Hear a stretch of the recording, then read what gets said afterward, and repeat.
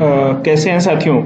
16 दिसंबर के बाद सीबीएसई ने आज सक्सेसफुली पेपर कंप्लीट करा लिया। तो 20 दिसंबर 2021 को सीटीईटी फर्स्ट पेपर का फर्स्ट शिफ्ट का जो पेपर है 20 दिसंबर को, वो हमारी जैसे बच्चों से बात हुई, सेंटर पे जाके बात हुई, तो कुछ क्वेश्चंस हमें मिले हैं जो कि मेमोरी बेस्ड बच्चों ने बताया, वही मैं आपसे आज आपके साथ डिस्कस कर रहा हूँ।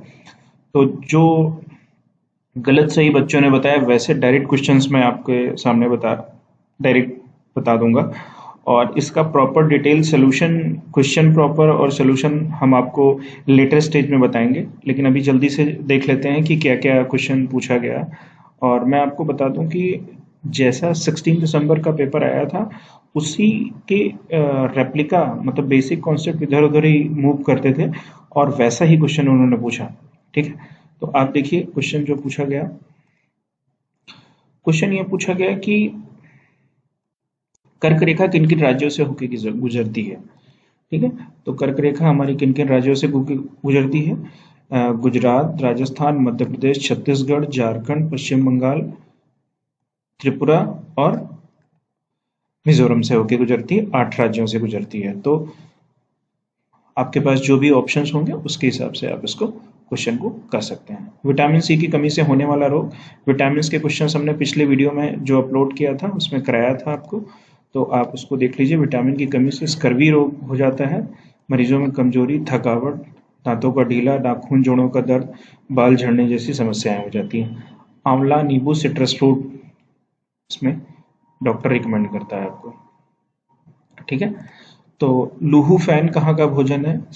ठीक है, सांप का सूप, इससे रिलेटेड ही क्वेश्चन आया है, इसका सोल्यूशन मैं आपको बाद में बताऊंगा।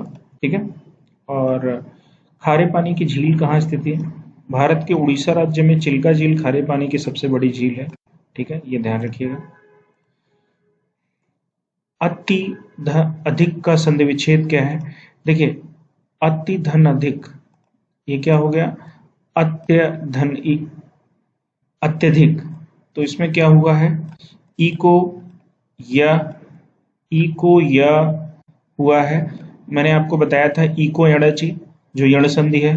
तो बहुत आसान सा क्वेश्चन ये आया है। ठीक है, तो आप लोग, अगला क्वेश्चन इन्होंने पूछा है कि सब्जी बाग दिखाना मुहावरा क्या है। ठीक है, तो मैं ये क्वेश्चन आपको इसलिए बता रहा हूँ कि ये सारी चीजें आप पढ़ के जाइएगा, इससे मिलती जुलती चीजें आपके एग्जाम में आने वाली हैं अगर आपका पेपर आने वाले टाइम में है। हांगकांग का प्री भोजन क्या है? तो आप देख के जाइएगा।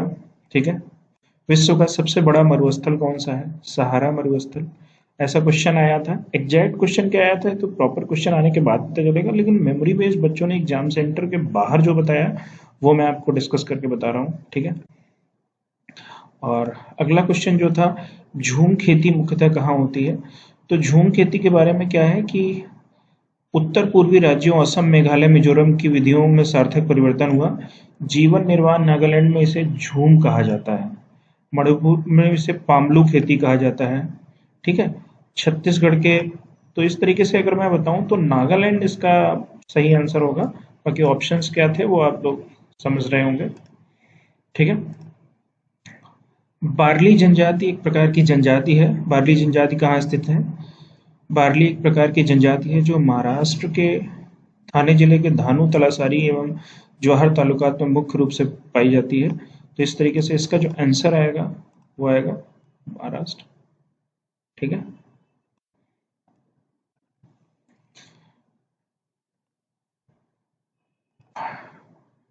पट चित्रकला का संबंध कहाँ है? उड़ीसा से है। अब देखिए, ईवीएस का ये क्वेश्चन पूछा गया, मांस खाने के लिए किस प्रकार की चोंच की आवश्यकता होती है? तो अब देखिए, 16 तारीख के जो पेपर में ये पूछा गया था कि ये जीव कैसा है, देखने की क्षमता के बारे में पूछा गया था। अब ये देखिए कितना कॉमन सा क्वेश्चन ये आपके एग्जाम में पूछा गया कि साबूदाना जो है वो पेड़ के किस भाग से प्राप्त होता है? अरे भैया, कितनी बार बताया था, साबूदाना किसी अनाज से नहीं बनता है, बल्कि यह सागो नामक पेड़ के तने के गुदे से बनता है। सागा तोड़ की तरह एक पेड़ होता है, मूल रूप से पूर्वी अफ्रीका में पाया जाता है। तो क्या आंसर आएगा? तने के गूदे, पेड़ के तने के गूदे। ठीक है, तो ये आंसर आप देखिए, वारली चित्रकला। वारली चित्रकला कहाँ से है? ये उड़ीसा से है। अब कैलेंडर से क्वेश्चन पूछे गए। 16 फरवरी 1948 को कौन सा दिन था? 21 अप्रैल 1526 को कौन सा दिन था? 1.5 वर्ष से 2.5 वर्ष का बालक द्वि शब्द बोलता है, उसे क्या कहते हैं?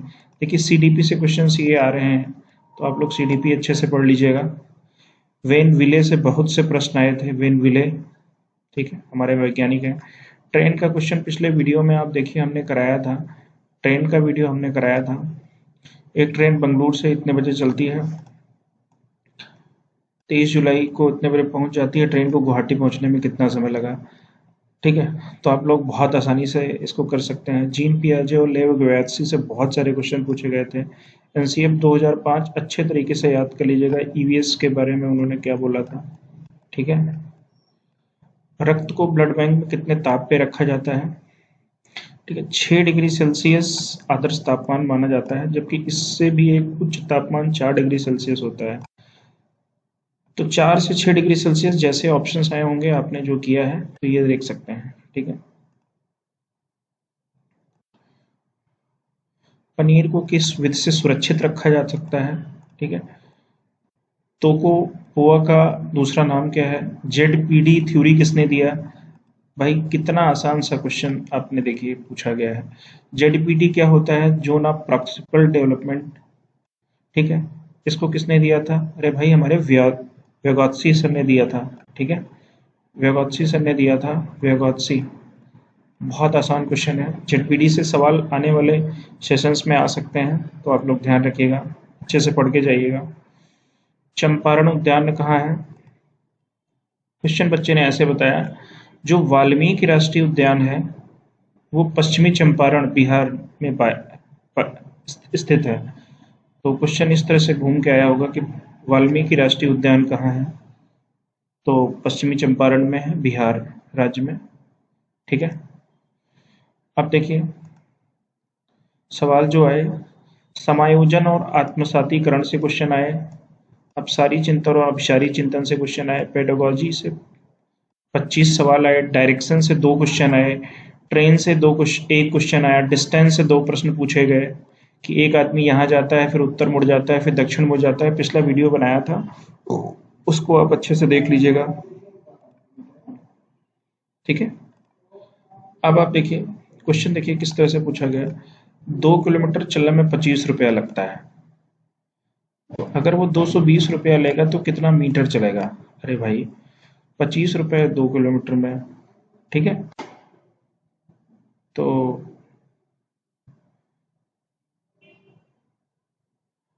अब आप देखिए कि क्वेश्चन पूछा किलोमीटर में कितना रुपया लगेगा, मीटर चल रहा है, किलोमीटर में दिया है तो मीटर बना लीजिएगा भाई। 1 किलोमीटर में 1000 मीटर होते हैं, और ये सारी चीजें आप अच्छे तरीके से कर सकते हैं। बहुत आसान क्वेश्चन पूछा उन्होंने।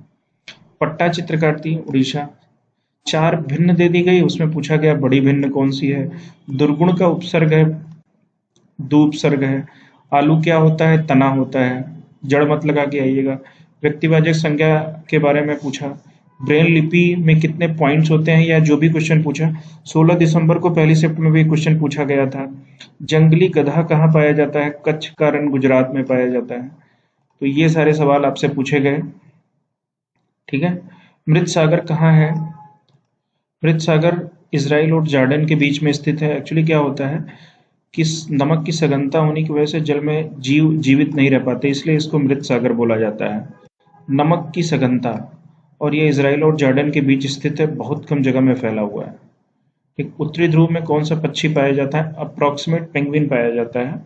बाकी प्रॉपर सोल्यूशन मैं आपको बता दूंगा। 1 लीटर खारे पानी में कितने ग्राम नमक पाया जाता है? अप्रोक्सीमेट 35 ग्राम नमक पाया जाता है। ठीक है, देखिए बच्चे ने क्वेश्चन बताया है कि सबसे छोटा प्रवासी पक्षी जो उत्तरी ध्रुव में रहता है। ठीक है, शीर्ष विमुख सिद्धांत, आयु पे आधारित एक सवाल आया था। संधि विच्छेद पे 2 सवाल आए थे। कोहलबर्ग के नैतिक विकास की अवस्थाओं के बारे में पूछा था। Zone of proximal distance, Vygotsky. Gifted children पे एक क्वेश्चन आया था, आप लोग पढ़ लीजिएगा। केंद्र शासित प्रदेश से क्वेश्चन आए थे, आप लोग अच्छे तरीके से कर लीजिएगा। पेंगुइन कहाँ मुख्य रूप से पाई जाती है? वो उत्तरी ध्रुव ही है। ठीक है, कभी उत्तरी ध्रुव और कभी दक्षिणी ध्रुव में वो मूव करते रहते हैं। तो इस तरीके से जो आपके सवाल थे वो आसान आए थे। एक क्वेश्चन उन्होंने राज्यों के घरों के बारे में पूछा था कि जैसे जो राजस्थान में घर बनते हैं वो मिट्टियों के बनते हैं, ऊपर कटीली झाड़ियों से वो ढक देते हैं। असम में थोड़ा ऊपर घर बनाते हैं, बांस 3 से 3.5 मीटर ऊंचे बांस में बनाते हैं। और लद्दाख में जो घर बनते हैं वो पत्थरों से बनते हैं, उसमें खिड़कियां नहीं होती, 2 मंजिले घर बनते हैं। इस तरीके से आपसे क्वेश्चंस पूछे गए जो कि लगभग पिछले वर्ष के क्वेश्चन और पिछली शिफ्ट में जो आए हुए क्वेश्चन थे वैसे ही पूछे गए लगभग। तो आप लोग सीटीईटी के कॉन्सेप्ट पे जरूर ध्यान रखिए कि वो क्वेश्चन पूछ कैसे रहा है। बहुत ज्यादा हार्ड सवाल नहीं पूछ रहा है आपसे, बेसिक्स पूछ रहा है, रिपीट कर रहा है, कॉन्सेप्ट रिपीट हो रहा है, सवाल रिपीट नहीं हो रहा है।